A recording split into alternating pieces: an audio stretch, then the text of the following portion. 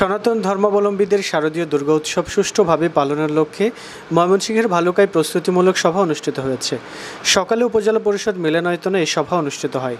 উপজেলা নির্বাহী কর্মকর্তা আলিনুর খানের সভাপতিত্বে আইনশৃঙ্খলা পরিস্থিতি ও নিরাপত্তা নিয়ন্ত্রণে রাখার প্রত্যয় ব্যক্ত করে দিক নির্দেশনামূলক আলোচনা করেন মেজর নোমান মুন্সি, ক্যাপ্টেন তৌহিদ, মডেল থানা অফিসার ইনচার্জ শাহ কামাল আকন্দ, আনসার ভিটিভি কর্মকর্তা আমিনুজ্জামান তালুকদার সহ প্রশাসনের বিভিন্ন দপ্তরের কর্মকর্তাগণ।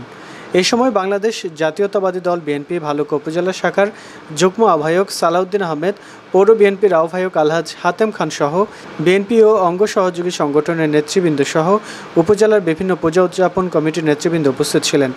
এবছর এই উপজেলায় 33টি মণ্ডপে পূজার আয়োজন করা হয়েছে।